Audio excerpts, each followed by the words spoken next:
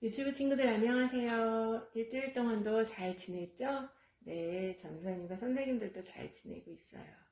우리 친구들 7월 오늘이 둘째 주인데 요절들 잘 외우고 있죠? 네, 우리가 이 말씀은 꼭 외워서 우리가 살면서 힘들고 어려울 때마다 하나님 말씀 붙들고 승리하는 우리 친구들 되면 좋겠어요.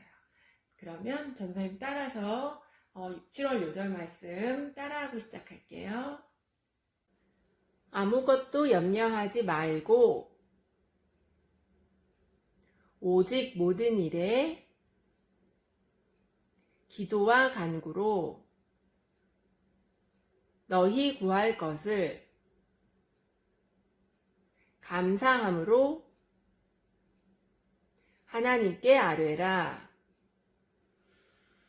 빌립보서 4장 6절 말씀. 다시 한번 따라하세요. 아무것도 염려하지 말고 오직 모든 일에 기도와 간구로 너희 구할 것을 감사함으로 하나님께 아뢰라. 빌립보서 4장 6절 말씀. 아멘. 오늘의 본문도 따라하세요. 순종이 제사보다 낫고 듣는 것이 수양의 기름보다 나으니. 사무엘상 15장 22절 말씀. 아멘. 오늘의 제목도 따라하세요. 하나님께 불순종한 사울. 지난주에 하나님이 이스라엘 백성들을 위해 사울을 택하여 왕이 되게 하셨다는 말씀을 들었어요. 사울이 이스라엘의 왕이 된 지 2년이 지났어요. 사울이 이스라엘 사람들 3,000명을 뽑아서 그 중에 2,000명은 자신을 지키게 했고 나머지 1,000명은 아들인 요나단과 함께 기브아에 있게 했어요. 요나단이 블레셋을 지키는 수비대를 먼저 공격해서 공격을 받은 블레셋 사람들이 이스라엘과 싸우려고 모였어요. 블레셋은 병거가 3만이고 말을 탄 군인이 6,000명이고 일반 군인도 바다의 모래처럼 셀 수 없이 많았어요. 사울 왕이 블레셋과의 싸움을 위해 이스라엘 백성들을 모은 후 전쟁을 시작하기 전에 하나님께 제사 드리려고 사무엘을 기다리고 있었어요. 그 당시에는 하나님께 제사를 드릴 때 아무나 제사를 못 드리고 제사장만 하나님께 제사를 드릴 수가 있었어요. 그리고 전쟁에서 이기고 지는 것은 하나님의 손에 달려있다는 것을 알았기 때문에 이스라엘 사람들은 전쟁에 나가기 전에 먼저 하나님께 제사를 드렸어요. 그래서 블레셋과의 전쟁 전에 제사를 드리려고 사무엘을 기다리고 있는데 7일이 지나도 사무엘은 오지 않고 블레셋은 무기도 좋고 싸우는 군인들도 많았어요. 그것을 본 이스라엘 사람들이 두려워서 굴에 숨은 사람도 있고 풀이 우거진 곳에 숨은 사람, 바위 틈에 숨은 사람도 있고 아예 집으로 돌아간 사람들도 있었어요. 블레셋과 싸워야 하는데 이스라엘 백성들은 점점 숫자가 줄어드는 거예요. 그 모습을 보고 사울 왕은 초조했어요. 사무엘을 더 이상 기다렸다가는 안 되겠다 싶어서 사울은 사무엘을 기다리지 않고 하나님께 제사 드릴 제물을 가지고 오라고 해서 자신이 직접 제사를 드렸어요. 우리 친구들, 이 시대에는 제사장 외에 제사를 드릴 수 있다고 했어요? 없다고 했어요? 네, 제사장만 하나님께 제사를 드릴 수 있었는데 이스라엘 백성들이 겁을 먹고 점점 숫자가 줄어들자 사울이 제사장 없이 하나님께 제사를 드린 거예요.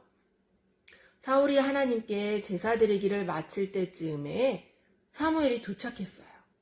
사무엘이 사울왕한테 지금 뭐 하고 있는 거냐고 했더니 사울왕이 말하길 블레셋 군인들은 좋은 무기를 가지고 많이 모여 있고 이스라엘 백성들은 블레셋 사람들이 무서워 도망가는데 사무엘은 아무리 기다려도 오지 않아서 할 수 없이 하나님께 직접 제사를 드렸다고 했어요. 그 말을 들은 사무엘은 왕이 망령되이 행했다라고 말했어요. 망령되이라는 말은 영어 성경에서 찾아보니 foolish라는 단어로 표현했어요. foolish라는 말은 바보 같은 이라는 말인데 제사장만이 드릴 수 있는 제사를 사울 왕이 드린 그 행동이 바로 바보스러운 것이라고 말하면서 하나님의 명령을 지키지 않은 행동이라고 사무엘이 말했어요. 그러면서 사울 왕이 하나님의 명령을 잘 지켰더라면 오랫동안 이스라엘의 왕이 될 수 있었을 텐데 하나님의 말씀을 지키지 않아서 하나님이 사울 왕을 버리시고 하나님의 마음에 맞는 사람을 다시 이스라엘의 왕으로 세울 거라고 사무엘이 말했어요. 그리고는 사무엘이 길갈을 떠나 베냐민 기브아로 돌아갔어요. 사울이 제사장만 드릴 수 있는 제사를 자신이 직접 드림으로 하나님께 불순종한 거예요. 또 한 번은 사무엘이 사울 왕에게 찾아와서 하나님의 명령을 전했어요. 이스라엘 백성들이 애굽에서 나와 가나안 땅으로 들어갈 때 아말렉 족속이 이스라엘 백성들을 끊임없이 공격하고 괴롭힌 것을 기억하라며 아말렉 족속을 다 죽이고 아말렉 족속의 모든 가축들도 다 죽이라고 하나님이 명령하셨어요. 그래서 사울과 이스라엘 백성들이 아말렉 족속과 싸웠고 하나님이 이스라엘 백성과 함께 하셔서 승리하게 하셨어요. 아말렉 사람들이 다 죽은 후에 아말렉의 모든 가축들도 다 죽여야 하는데 양을 죽이려고 보니 너무 아까운 거예요. 또 소를 보니 죽이기 아까웠어요. 그래서 약해 보이고 좋아 보이지 않는 것들은 다 죽이고 좋아 보이는 것들은 살려서 가지고 왔어요. 하나님이 분명 아말렉 사람들과 가축들 모두 다 죽이라고 명령하셨는데 사울과 이스라엘 백성들이 하나님 말씀에 순종하지 않고 튼튼한 양과 살찐 소들을 살려서 데리고 온 거예요. 하나님이 그 사실을 아시고 사무엘에게 나타나셔서 말씀하셨어요.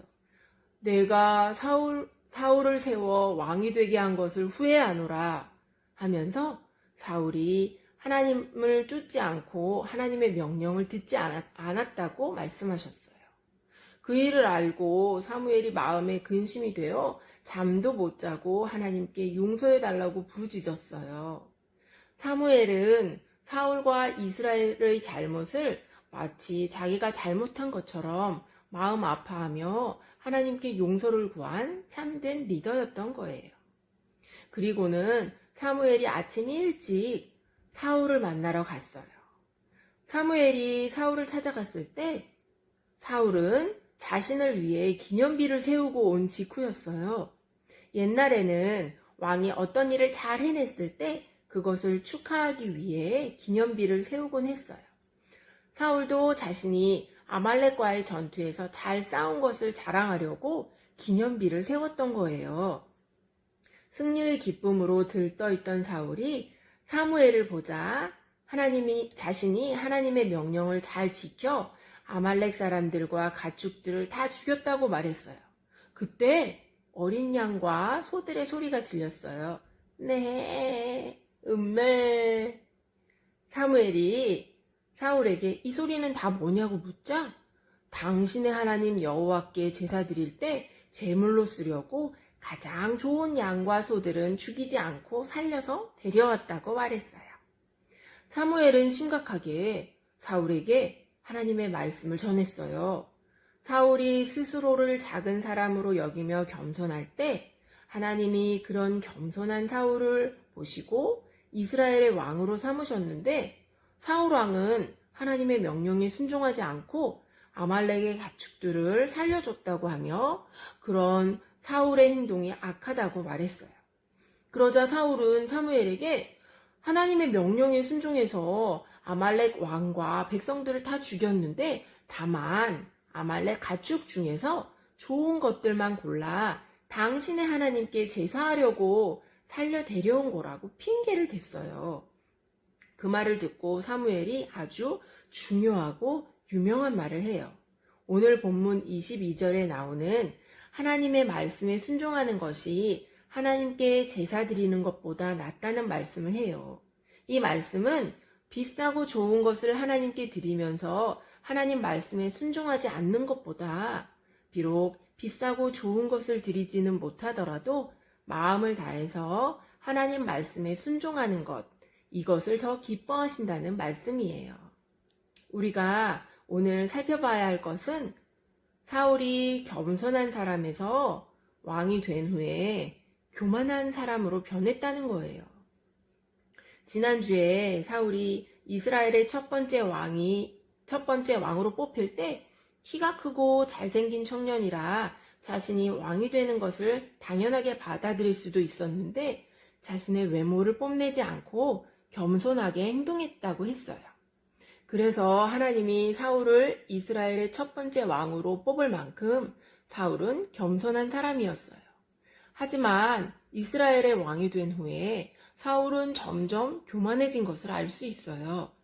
블레셋과 싸우기 전에 하나님께 제사 드리기 위해 사무엘을 기다리다가 7일이 지나도 안 오자 제사장만 드릴 수 있는 제사를 사울 자신이 직접 하나님께 드린 일, 그리고 또 아말렉과의 싸움에서 승리를 한 후에 하나님이 이기게 하신 것을 깨닫지 못하고 자신이 잘나서 이겼다고 생각하며 자신을 위한 기념비를 세운 것을 보며 사울이 교만하게 변한 것을 알 수 있어요.